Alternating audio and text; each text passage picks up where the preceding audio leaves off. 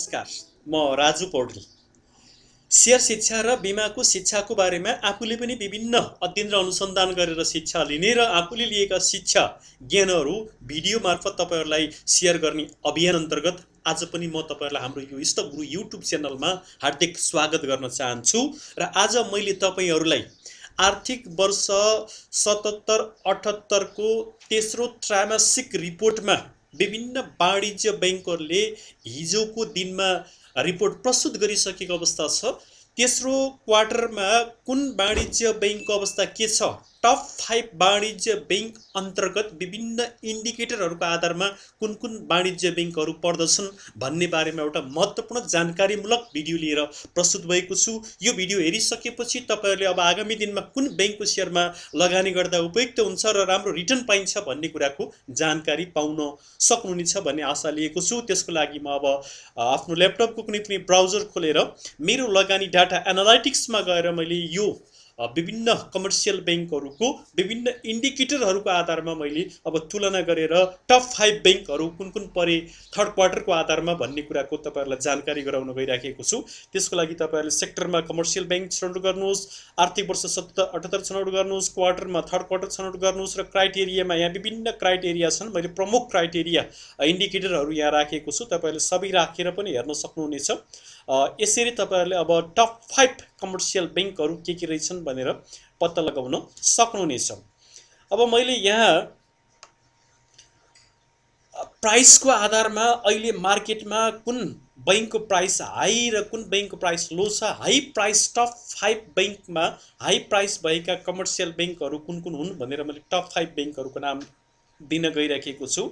एक नम्बरमा नबिल बैंक, जसको मूल्य हिजोको दिनमा 1264 रुपैयाँ मार्केटमा हिजो क्लोजिङ भएको छ यसको मूल्य। एनआईसी एसिया दोस्रोमा पर्न सफल भएको छ, 879 मा हिजो यसको मूल्य बन्द भएको रहेछ भने एभरेस्ट बैंक लिमिटेड जुन बैंकको यो क्वार्टरमा एकदमै नकारात्मक रिपोर्ट प्रस्तुत गरेको छ, जुन बैंकले यसको मूल्य 732 रहेछ हिजोको दिनमा मार्केटमा। स्ट्यान्डर्ड चार्टर बैंकको 582, एचबीएल को 493। यसरी टप 5 एनआईबी को 448 रहेछ। यसरी टप 5 मूल्य बजारमा धेरै मूल्य भएका बैंकहरूमा Nabil, NIC Asia, Everest, Standard Charter, Himalayan, NIB, PCBL, Prabhu देखिए। अब तपाईहरुले पेड अफ क्यापिटलको आधारमा कुन बैंकको पेड अफ क्यापिटल हाई छ भनेर हामीले हेर्नुपर्ने हुन्छ। पेड अफ क्यापिटल जति धेरै भयो त्यति कम्पनी मजबुत हुन्छ र उसले आफ्नो व्यवसाय अझ विस्तार गर्न सक्छ। पुँजीको अभावमा उसले व्यवसाय सङ्कुचन गरेर बस्नुपर्ने बाध्यता हुँदैन। अब टप 5 पेड अफ क्यापिटलको आधारमा ग्लोबल आईएमई बैंक जो 1 नम्बरमा पर्न सफल भएको छ, यसको 21 अरब 63 करोड 25 लाख भन्दा माथि पेड अफ क्यापिटल छ। नम्बर 1 पेड अफ क्यापिटल भएको बैंकमा ग्लोबल आईएमई बैंक पर्दो रहेछ भने दोस्रोमा एनएमबी बैंक जो पेड अफ क्यापिटलमा दोस्रो नम्बरमा पर्न सफल भएको छ, 16 अरब 32 करोड 59 लाख 61 हजार भन्दा माथि यसको पेड अफ क्यापिटल छ भने तेस्रोमा एनआईबी नेपाल इन्भेस्टमेन्ट बैंकको 16 अरब 25 करोड 73 लाख 30 हजार भन्दा माथि बढी पेड अफ क्यापिटल छ। त्यस्तै गरी प्राइम कमर्सियल बैंक चौथो नम्बरमा पर्न सफल भएको छ, जसको 16 अरब भन्दा माथि यसको पेड अफ क्यापिटल छ भने अर्को 5औं नम्बरमा मेगा बैंक पर्न सफल भएको रहेछ पेड अफ क्यापिटलमा, जसको 14 अरब 65 करोड 49 लाख 64 हजार भन्दा माथि यसको पेड अफ क्यापिटल छ। यसरी प्राइसको आधारमा नम्बर 1 बैंक जो नबिल बैंक थियो त्यसको पेड अफ क्यापिटल 13 अरब 48 करोड भन्दा माथि देखियो। यसरी पेड अफ क्यापिटलको आधारमा ग्लोबल आईएमई बैंक 1 नम्बरमा पर्न सफल भएको देखिन्छ। त्यसै गरी हामीले अब रिजर्भको आधारमा टप 5 बैंक भित्र कुन कुन बैंकहरू मजबुत छन्, रिजर्भ धेरै राखेर बसेका छन् र आगामी दिनमा शेयर होल्डरहरूलाई कति रिटर्न दिन सक्छन् भन्ने कुराको आकलन गर्न सकिन्छ। जुन बैंकको रिजर्भ बढी मजबुत हुन्छ त्यो बैंकले भविष्यमा राम्रो रिटर्न दिन सक्छ भन्ने हामीले आकलन गर्न सक्छौं। रिजर्भको आधारमा नेपाल बैंक लिमिटेड 1 नम्बरमा पर्न सफल भएको रहेछ, जसको रिजर्भ 21 अरब 51 करोड 87 लाख 1 हजार भन्दा माथि देखियो। यसको पेड अफ क्यापिटल भन्दा पनि डबल जस्तो रिजर्भ देखियो। त्यस्तै गरी नम्बर 2 नबिल पर्न सफल भएको छ रिजर्भको आधारमा, जसको रिजर्भ 17 अरब 52 करोड 68 लाख छ। यो रिजर्भ चाहिँ मूल्य बोनसको समायोजन भन्दा अगाडिको जस्तो मलाई लागिराखेको छ।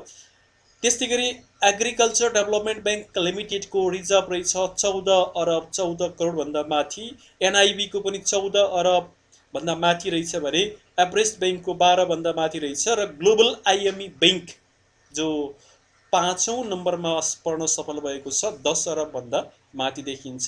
यसरी रिजर्भको आधारमा एनआइसी एसिया बैंक 7औं र सिद्धार्थ बैंक 6औंमा पर्न सफल भएको देखिन्छ हिजोको क्वार्टरको आधारमा हेर्दाखेरि।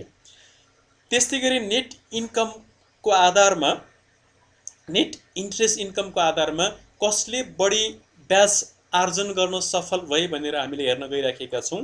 यसमा ग्लोबल आइएमई बैंक पर्न सफल भएको रहेछ, जसको net interest income 1000, 10,000, lakh, 10 lakh, crore, 10 crore, अरब, 6 अरब 87 करोड 2,12,000 भन्दा माथि यसको नेट इन्ट्रेस्ट इन्कम देखियो भने, दोस्रोमा 6 अरब 58 करोड भन्दा माथि एनआइसी एसियाको देखियो भने, तेस्रोमा 1000, 10,000, लाख, 10 लाख, करोड, 10 करोड, अरब, 5 अरब 96 लाख भन्दा माथि नबिल बैंकको नेट इन्ट्रेस्ट इन्कम यसले थर्ड क्वार्टरमा आर्जन गर्न सफल भएको रहेछ भने, त्यसपछि चौथो नम्बरमा नेपाल बैंक लिमिटेडको 4 अरब भन्दा माथि, र 5औं नम्बरमा एडिबिएल 442 भन्दा माथि देखिएर पिसिबिएल 6औं नम्बरमा पर्न सफल भएको देखिन्छ नेट इन्ट्रेस्ट इन्कमको आधारमा हेर्दाखेरि। त्यस्तै गरी हामीले टोटल अपरेटिङ इन्कम, हामी धेरै लगानीकर्ताहरू जो नयाँ लगानीकर्ताहरू हुन्छ, जो फाइनेन्सियल रिपोर्ट अध्ययन गर्न सक्नुहुन्न, उहाँहरूको लागि म यो कुरा के जानकारी गराउन चाहन्छु भने, कम्पनीले जुन आम्दानी गरेको छ, जुन नेट प्रफिट गरेको छ, जुन इपिएस इन्क्रिज गरेको छ, त्यो इपिएस इन्क्रिज गर्दाखेरि र नेट प्रफिट इन्क्रिज गर्दाखेरि नन अपरेटिङ प्रफिटबाट इन्क्रिज गरेको हो कि अपरेटिङ प्रफिटबाट इन्क्रिज गरेको हो भनेर हामीले बुझ्नुपर्ने हुन्छ। नन अपरेटिङ प्रफिट भनेको कम्पनीले आफ्नो चल सम्पत्ति सेयरहरू बेचेर यदि आम्दानी बढाएको हो भने, त्यो भन्दा पनि हामीले अपरेटिङ प्रफिटबाट आम्दानी बढाएको कम्पनी छान्नुपर्ने हुन्छ सेयरमा लगानी गर्नुभन्दा अगाडि। अपरेटिङ प्रफिट भनेको कम्पनीले ब्याजबाट आर्जन गरेको, बिजनेस ग्रोथबाट आर्जन गरेको नाफालाई हामीले अपरेटिङ प्रफिट भनेर भन्दछौँ। यसको आधारमा टप 5 कमर्सियल बैंकमा ग्लोबल आइएमई बैंक जो टोटल अपरेटिङ इन्कम गर्न सफल बैंकमा पर्दो रहेछ 1 नम्बरमा, जसको 1000, 10,000, लाख, 10 लाख, करोड, 10 करोड, अरब, 8 अरब 96 करोड 7 लाख 8,000 यसको टोटल अपरेटिङ इन्कम देखियो भने, दोस्रोमा एनआइसी एसिया जसको पनि 8 अरब भन्दा माथि देखिएको छ भने, तेस्रोमा नबिल 7 भन्दा माथि यसको टोटल अपरेटिङ इन्कम देखिन्छ भने, चौथोमा एडिबिएल पर्दो रहेछ, यसको 6 भन्दा माथि, यसको 6 अरब भन्दा माथि टोटल अपरेटिङ इन्कम देखिएको छ भने, 5औं नम्बरमा एनआइबी, 6औंमा एनबिएल, 7औंमा एसबिएल र 8औंमा पिसिबिएल पर्न सफल भएको रहेछ। यसरी लो रेन्जमा प्राइस, मार्केटमा प्राइस थोरै भएको तर धेरै इन्डिकेटरमा आफूलाई अगाडि ल्याउन सफल भएको बैंकमा पिसिबिएल बैंक देखिराखेको छ अहिलेसम्मको हेर्दाखेरि।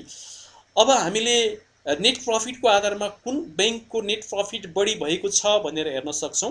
अब नेट प्रफिटको आधारमा हामीले हेर्दाखेरि नबिल बैंक 1 नम्बरमा पर्न सफल भएको रहेछ, जसको नेट प्रफिट 1000, 10,000, लाख, 10 लाख, करोड, 10 करोड, अरब, 3 अरब 67 करोड 98 लाख 69 हजार भन्दा बढी नेट प्रफिट आर्जन गरेर नम्बर 1 बैंकको ताज पहिरन सफल भएको छ नबिल बैंक, जुन बैंक अहिलेसम्म आफूलाई 1 नम्बरमा नेट प्रफिटमा उभ्याउन सफल भएको छ। धेरै पहिलाका ब्लू चिप्स कम्पनीहरू जस्तै स्ट्यान्डर्ड चार्टर भयो, एभरेस्ट भयो, एसबिआई बैंक भयो, हिमालयन बैंक भयो, एनआइबी बैंक भयो, जसको ब्लू चिप्सबाट ती बैंकहरू आलु चिप्सतिर लम्किराखेका छन् भने, नबिल अहिले पनि आफूलाई 1 नम्बर बैंकमा उभ्याउन सफल भइराखेको छ भने, नबिललाई टक्कर दिँदै ग्लोबल आइएमई बैंक दोस्रोमा पर्न सफल भएको छ नेट प्रफिटमा, जसको 3 अरब 57 करोड भन्दा माथि यसले नेट प्रफिट आर्जन गर्न सफल भएको छ थर्ड क्वार्टरमा भने, एनआइसी एसिया थर्डमा पुगेको छ।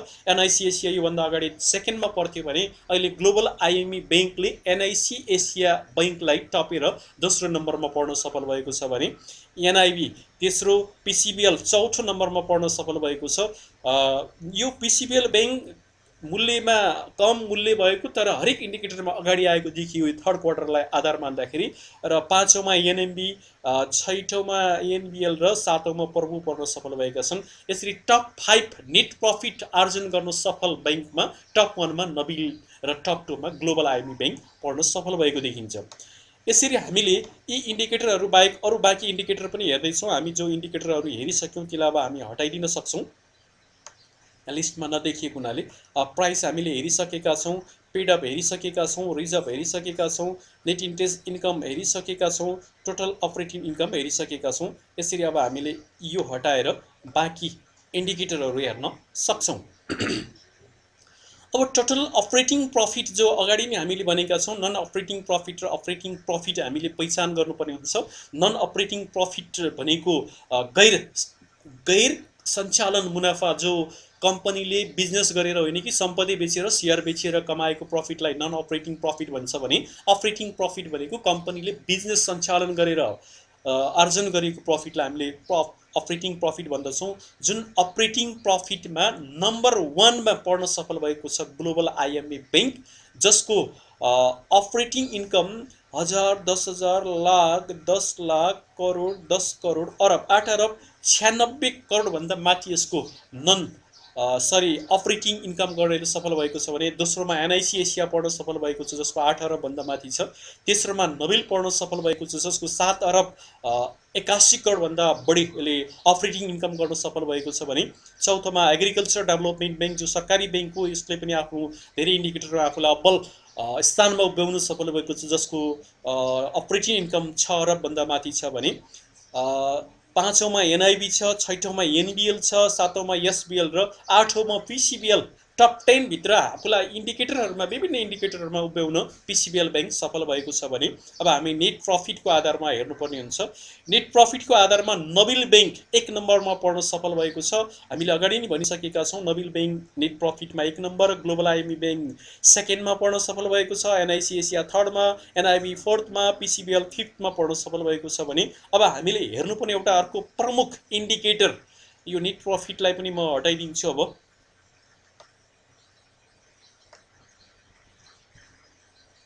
अब बाँकी इन्डिकेटरहरू जो हामी हेर्न गइराखेका छौँ,